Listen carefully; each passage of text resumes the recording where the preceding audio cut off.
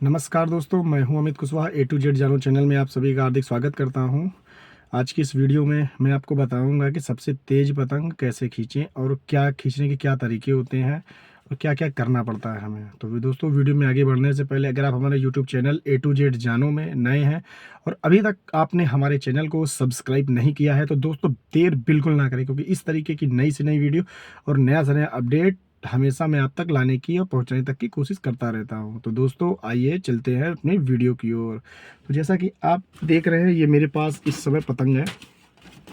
ये देखिए, ये मेरे पास पतंग रखी हुई है। ये अद्धी है। ये देखिए, इस देखिए छिली हुई कमाल ठड्डे पर है। ये 12 रुपए की है। ये हमारे इलाहाबाद के ही कारीगर राकेश की है, जो कि हमारे इलाहाबाद में नॉर्मल सी दुकानों में कहीं भी मिल जाती है, जैसे मनीष है और अजमेरी है। इस तरीके की कई सारी दुकानों पर मिल जाते हैं, लेकिन इसको तो मैं अपने दुकान यानी कि अजमेरी के ही दुकान से लेकर आया हूँ।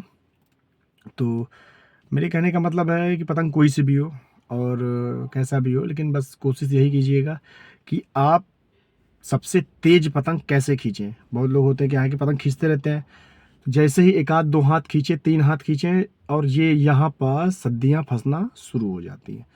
दो हाथ खींचे, चार हाथ खींचे, जैसे कि यानी कि आप पेच कर रहे हैं, पावर से खींचे और खींच नहीं पाए, आपका हाथ फंस गया और रुक गया और आप नहीं खींच पाए पतंग। तो देखिए, सबसे पहले क्या होता है, मेन हमारा होता है पतंग। पहले बात समझिए, मेन होता है हमारा पतंग। ये है, पहले कन्ना बांधिए यहाँ अच्छे से। कन्ना बांधने के बाद पतंग आप चेक कीजिए। ये नहीं कि पतंग उल्टा जा रही है, सीधा जा रही है, कि कहीं भी जा रही है, नहीं। पतंग आप एकदम स्ट्रेट रखिए, एकदम सीधी, यानी पतंग आपके खींचने में एकदम सीधी हो और तब आपको मज़ा आएगा खींचने में। और पतंग की रेंज कम से कम 100 मीटर तो कम से कम आप दूरी फेंकिए, 100 से 150। अगर 200 भी हो जाती है तो कोई दिक्कत की बात नहीं है।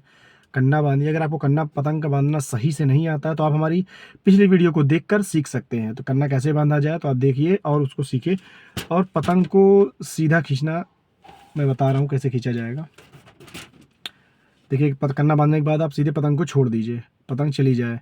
और पतंग को जाने के बाद उसके बाद फिर आप इंतज़ार कीजिए कि मतलब हावे में बनाइए। हावे में बनाने के बाद फिर दोस्तों कोई बहुत चीज़ बोले नहीं, बहुत बड़ी बात नहीं होती है। सीधे आप बढ़ा दीजिए पतंग को। पतंग बढ़ाने के बाद आप उसको लगातार खींचिए, 1 बार, 2 बार, 3 बार, 4 बार, 3 से 4 बार, 5 बार खींचिए। ये चीज़ आप रेगुलर कीजिए। रेगुलर का मेरे कहने का मतलब है कि जैसे आपको आज खींचिए, कल खींचिए, परसों खींचिए, लगातार कम से कम 1 हफ्ते खींचिए। मैं बहुत ज़्यादा नहीं कहूँगा, सिर्फ आप 1 हफ्ते खींचिए। और जो मैंने अपने वीडियो में, पिछली वीडियो में, यानी कि मैंने आपको बताया था कि राइट और लेफ्ट का हिसाब किताब क्या होता है, तो वो होता है कि जैसे ही आप खींचना शुरू करेंगे, वो अपने आप हाथ को थोड़ा आगे की ओर बढ़ाइएगा, अपने हाथ को आगे की ओर बढ़ाइए।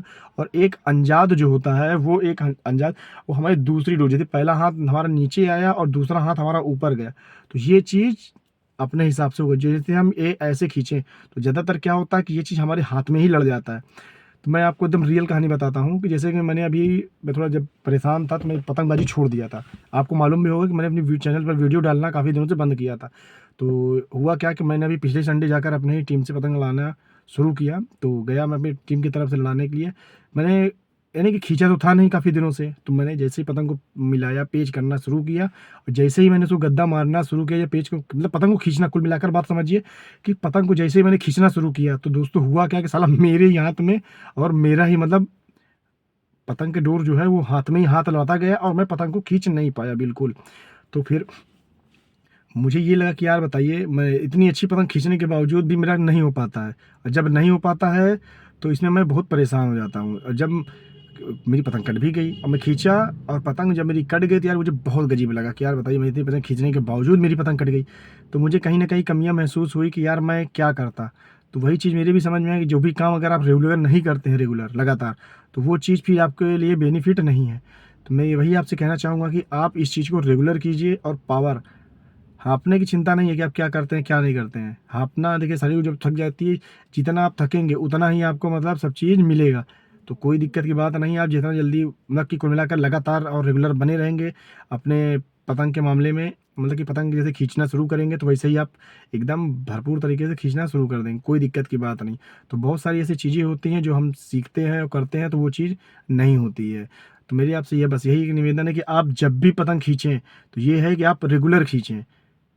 एक बार पतंग को बढ़ा दीजिए, बढ़ाने के बाद पूरी पतंग को खींच दीजिए, फिर बढ़ाइए, फिर खींचिए, अंदर खींचिए, ऊपर नीचे जो भी करना हो खींचिए, कोई दिक्कत की बात नहीं। मतलब कि मेरे कहने का मतलब है कि आप सिर्फ पतंग को ही खींचें, लगातार खींचें, इतना खींचिए कि मतलब कुल मिला के मान 150-200 मीटर बढ़ा दीजिए पतंग, और बढ़ाने के बाद आप पूरी पतंग को उतार लीजिए। एक बार में खींचना शुरू की, खींचते खींचते एक बार लड़ेगा हाथ, 2 बार लड़ेगा हाथ, 3 बार लड़ेगा, कितना लड़ेगा भाई, इससे ज़्यादा नहीं लड़ेगा।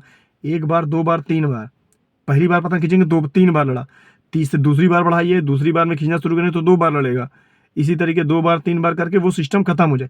तो जब भी हमारे हैंड को भी एक अंदाज मिल जाएगा कि हाँ हमारा हाथ ऐसे चलेगा तो इतने पे फिर ऊपर जाएगा, फिर तो वो चीज़ जब अंदाज से अंदाज मिलेगा तो मतलब मेरे कहने का मतलब अंदाज मिल जाएगा आपको भरपूर तरीके से आपके हाथ को। तो दोस्तों हाथ में डोर लड़ेगी नहीं, और जब हाथ में डोर लड़ेगी नहीं तो आप 200 मीटर को पतंग खींचना शुरू करेंगे, सीधा जीरो पर आकर खत्म हो जाएगी। तो दोस्तों मेरे कहने का मतलब अगर 200 मीटर से पतंग खींचना शुरू करेंगे, जब जीरो पे आकर खत्म होगी जो चीज़, तो वो चीज़ का गैप 200 मीटर से जीरो से 200 मीटर गैप थोड़ा सा नहीं होता है। और किसी दूसरी पतंग को काटने के लिए 200 मीटर की पतंगें खींची नहीं जाती हैं, वो आप भी जानते हो और मैं भी जानता हूँ। तो 200 मीटर की पतंग को खींचने के लिए सिर्फ पावर की ज़रूरत होती है और लगातार शरीर में एनर्जी की ज़रूरत होती है। अगर आप 200 मीटर तक की पतंग की स्रोत बढ़ाकर पूरा खींच लेते हैं तो वो चीज़ आप समझ के रखिए कि पूरा सब चीज़ हो जाएगा, तो कोई दिक्कत की बात नहीं है। तो आप खींचिएगा, आपको कैसा रिस्पॉन्स मिलता है, 1 हफ्ते लगातार खींचिए, खींचने के बाद जैसा भी ये सिस्टम आपको समझ में आता है, अगर कि हाँ मैं 1 हफ्ते पतंग उड़ाया दोस्तों अमित भाई, अगर नहीं समझ में आया, मतलब कि मेरी स्पीड नहीं बढ़ रही है और मैं नहीं खींच पा रहा हूँ, मेरे हाथ से हाथ लड़ जा रहा है, तो मैं उसका भी एक सॉल्यूशन बताऊंगा। लेकिन पहले आप मैंने जो कहा है वो चीज़ को आप कीजिए ज़रूर। अगर नहीं होता तब आप मुझे बताइएगा कि हाँ अमित भाई ऐसा करने पर भी मेरा काम नहीं हुआ।